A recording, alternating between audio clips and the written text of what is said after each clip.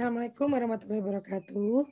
Ketemu lagi dengan Bu Astri di pertemuan kedua mata kuliah Demografi Sosial. Semoga video ini bisa mengobati rasa penasaran teman-teman semua gitu ya, karena angkatan 2019 belum pernah ketemu dengan Bu Astri gitu ya. Semoga pandemi ini segera berakhir dan kita akan segera bertemu, berkenalan secara langsung. Nah, kalau di pertemuan pertama kemarin, Bu Astri sudah menjelaskan mengenai materi-materi yang akan kita pelajari selama 1 semester di mata kuliah Demografi Sosial. PPT yang Bu Astri bagikan di grup WA, ini adalah PPT untuk pertemuan kedua hari ini dan pertemuan ketiga untuk minggu depan. Nah, teman-teman, marilah kita belajar mengenai, konsep demografi. Seperti apa sih sebenarnya konsep demografi yang selama ini mungkin teman-teman sudah pernah mengenal di, SMA ya, waktu kelas 3 gitu ya, mengenai demografi. Baiklah, Bu Astri akan men-share, materi PPT-nya agar kita bisa, simak bersama-sama seperti apa konsep demografi dan bagaimana aplikasinya. Kenapa kok kita harus mempelajari demografi dan seperti apa sih teori kependudukan yang berkembang dari dulu sampai sekarang.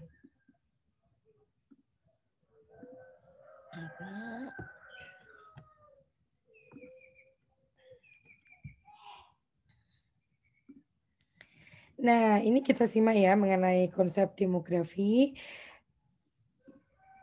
Nah, pengertian dari demografi sendiri itu berasal dari bahasa Yunani, yaitu berasal dari kata demos yang artinya adalah penduduk atau masyarakat, dan juga graphein itu yang artinya menulis, seperti itu. Jadi demografi ini adalah ilmu tentang penduduk atau population study untuk mengenal jumlah, struktur, dan perkembangan.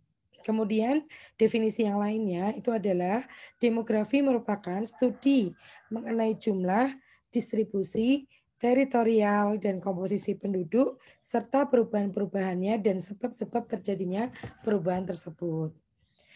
Kemudian definisi yang lain juga itu yang hampir sama sebenarnya definisinya, yaitu mengenai mempelajari ilmu yang mempelajari tentang statistik dan matematika tentang besar, komposisi, dan juga distribusi penduduk, serta perubahan penduduk melalui 5 komponen gitu ya, 5 komponen demografi yang nanti kita akan pelajari pada pertemuan-pertemuan berikutnya, di antaranya adalah kelahiran atau fertilitas, kematian atau mortalitas, perkawinan, migrasi, dan juga mobilitas sosial.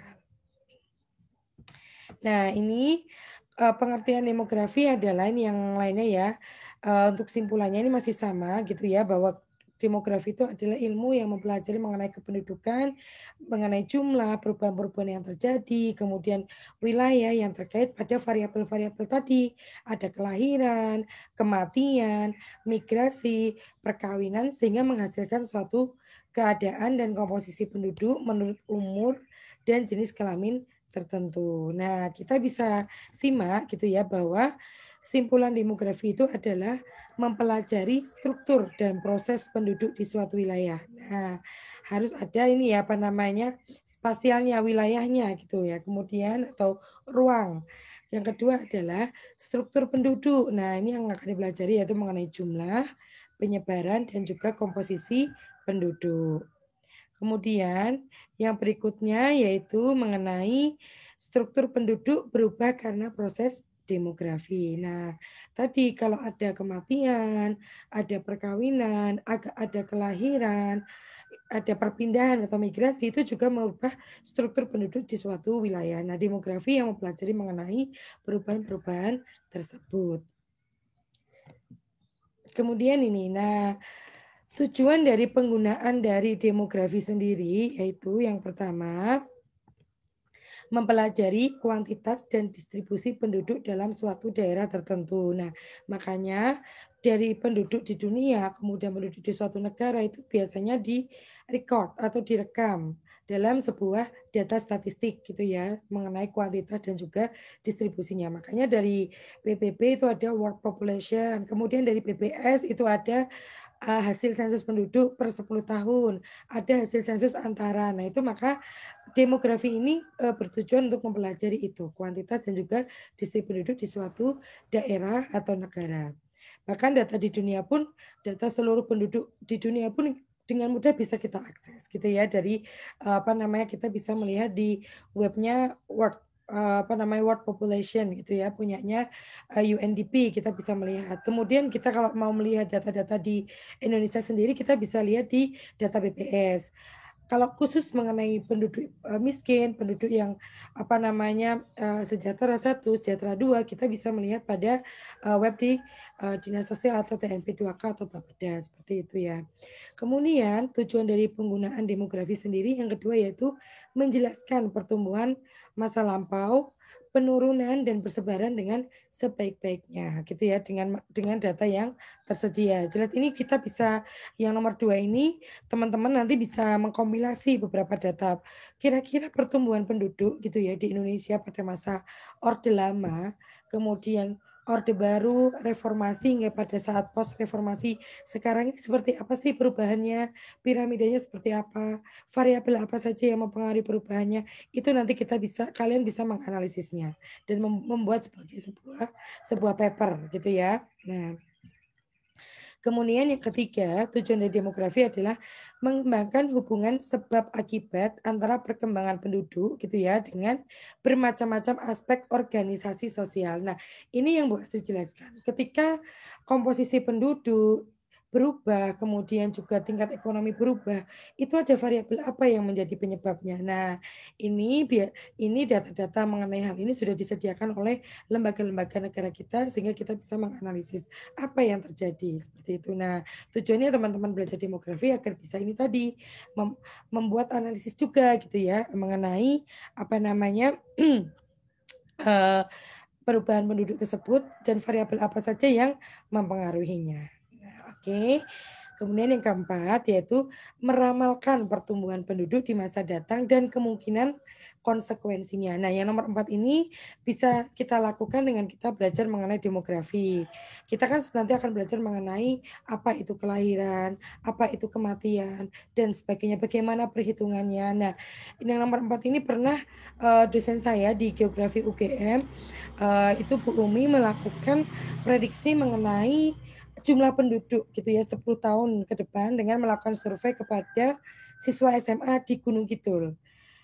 Subhanallah hasil hasil penelitiannya itu tidak bergeser gitu ya dengan perkiraan gitu, perkiraan Bu Umi dengan perkiraan yang terjadi gitu ya setelah 10 tahun kemudian dilakukan sensus itu. Ternyata jumlah penduduknya tidak berubah banyak gitu ya dan itu menggunakan apa namanya survei mengenai perencanaan jumlah anak yang menjadi planning dari teman-teman di SMA di Gunung Kidul seperti itu.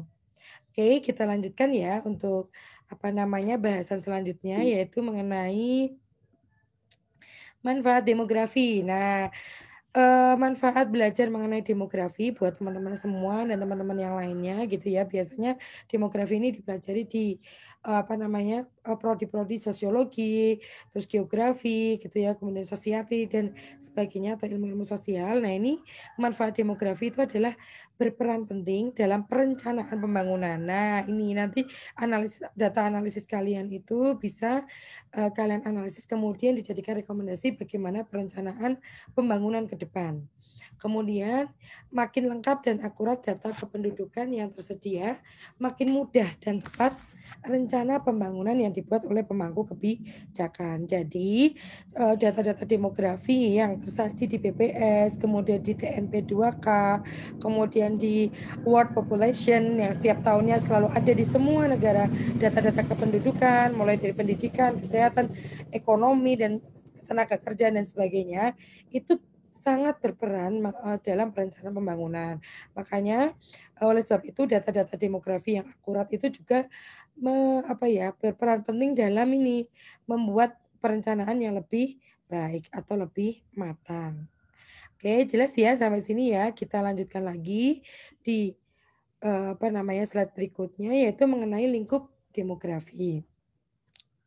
Nah, lingkup demografi ini dalam arti sempit atau arti formal adalah berhubungan dengan besar, distribusi penduduk atau komposisi perubahan dan pertumbuhan penduduk. Yang artinya apa? Besar artinya banyaknya penduduk penduduk, distribusi artinya adalah penyebarannya, banyaknya ini adalah jumlahnya ya, jumlah penduduk, misalnya usia subur, usia anak-anak, kemudian juga usia produktif, lansia itu seberapa besar jumlahnya, komposisinya. Kemudian distribusi itu artinya adalah penyebaran penduduk berdasarkan usia dan jenis kelamin.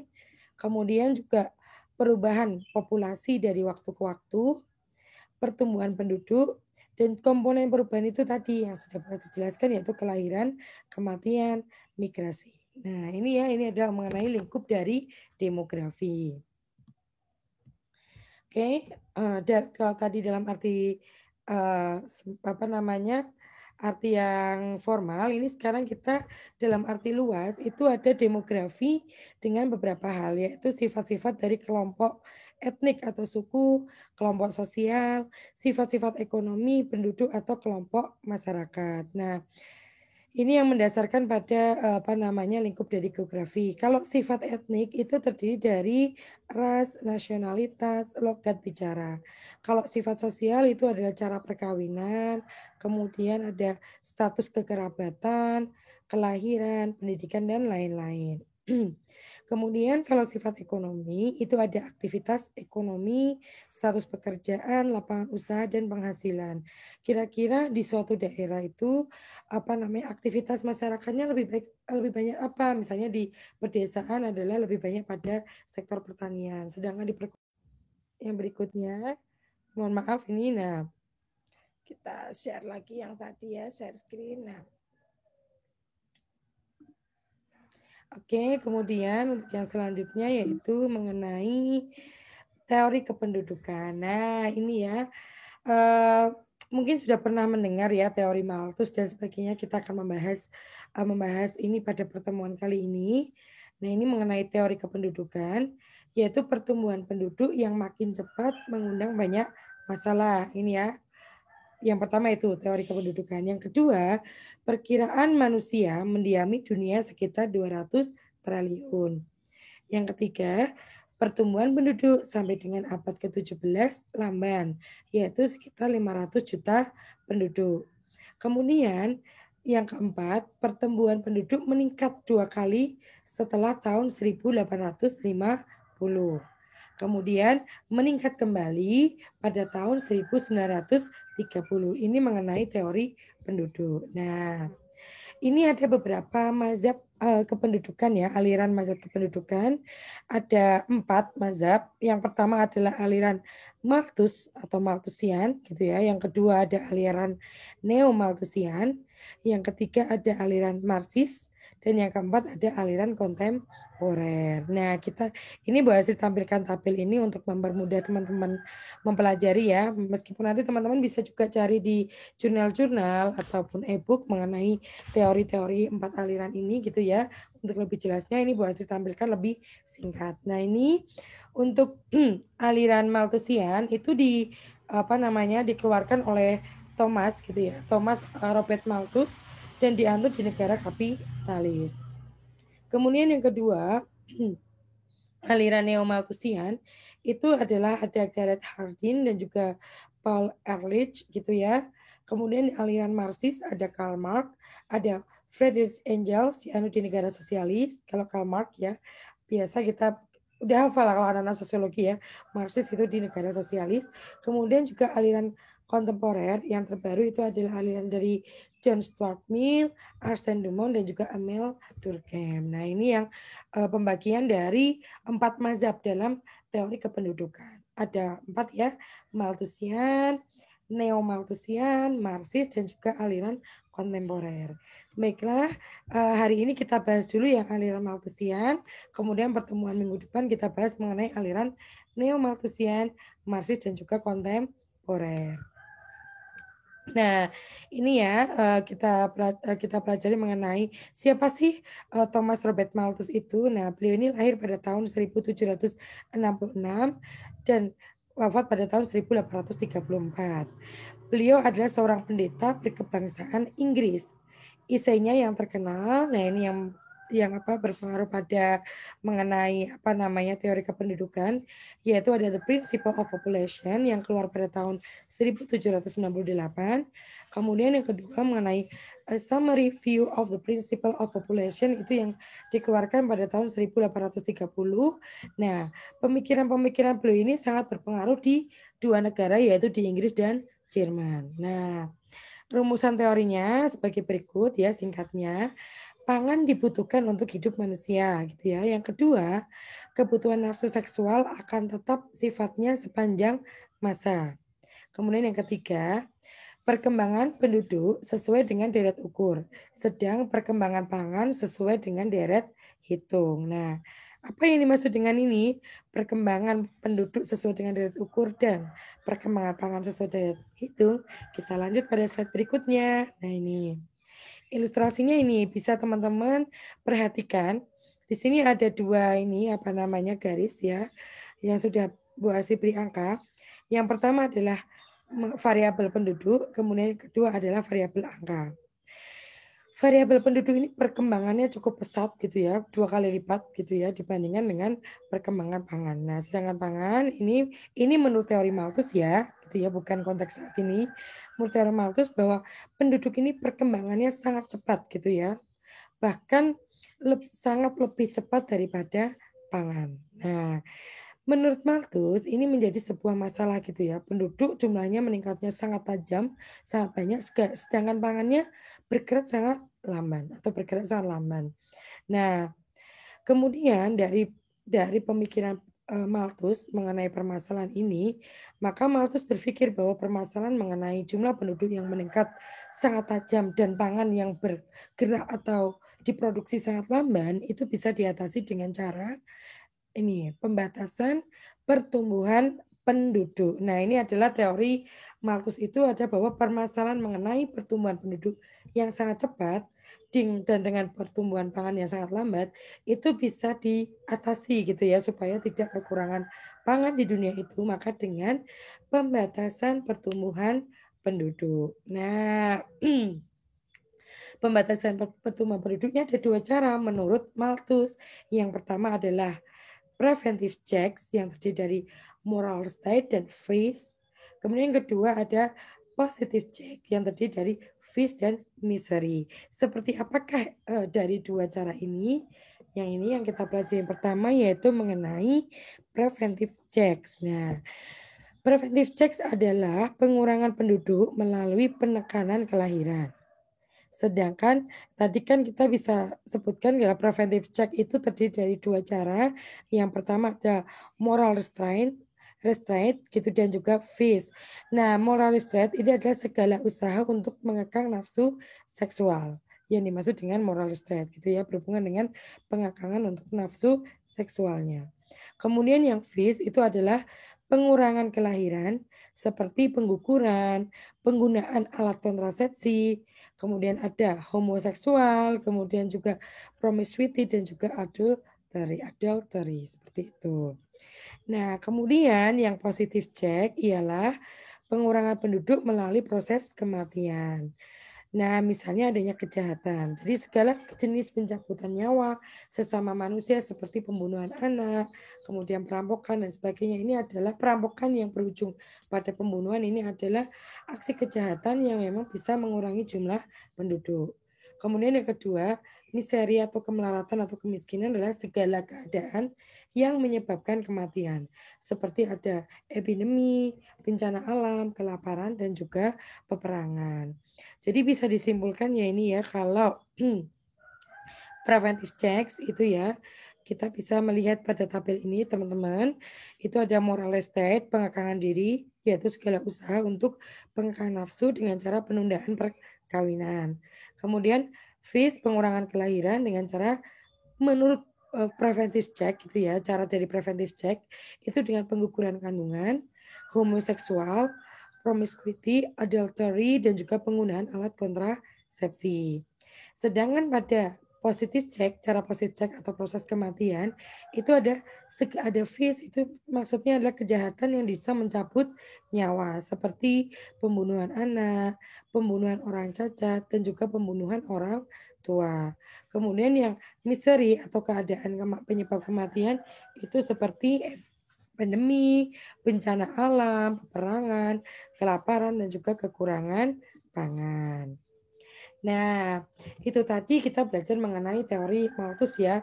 Teori pertama yang muncul mengenai penduduk. Nah, tetapi teori Malthus ini juga menuai banyak kritik. Beberapa kritik terhadap teori Malthus diantaranya adalah Malthus dianggap tidak memperhitungkan kemajuan transportasi yang menghubungkan daerah satu dengan daerah yang lain, sehingga pengiriman bahan makanan ke daerah yang kekurangan pangan mudah dilaksanakan. Kemudian yang kedua, dia tidak memperhitungkan kemajuan besar dalam bidang teknologi, terutama dalam pertanian.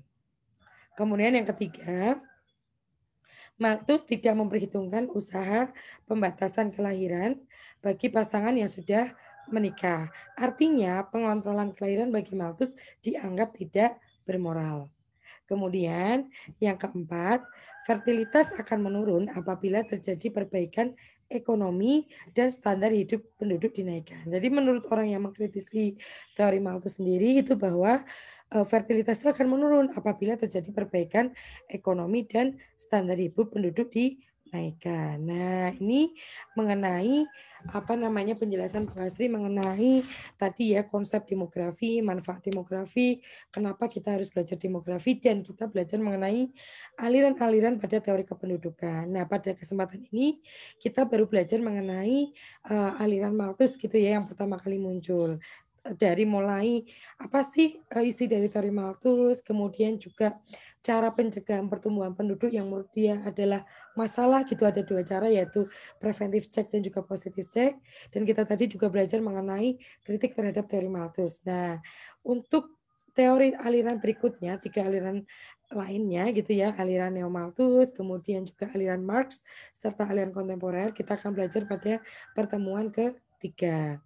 Oke, kalau ada yang perlu ditanyakan nanti bisa chat Bu Asri lewat WA grup kita ya. Kemudian silakan teman-teman absen gitu menuliskan nama, NIM di kolom komentar di YouTube ini sama sekalian kalian silakan menjawab pertanyaan Bu Astri. Menurut teman-teman semua gitu ya, kita feel free, bebas pendapatnya gitu ya. Teori Malthus ini sesuai nggak dengan konteks realita penduduk Indonesia saat ini? Silakan dijawab di kolom komentar beserta juga NIM dan namanya sebagai bukti kehadiran kuliah online pada hari ini. Terima kasih, salam sehat. Semoga kita semua bisa segera bertemu gitu ya, masa pandemi segera berakhir gitu ya. Salam sehat dan tetap semangat. Bu Asik akhiri kuliah pada hari ini. Wassalamualaikum warahmatullahi wabarakatuh.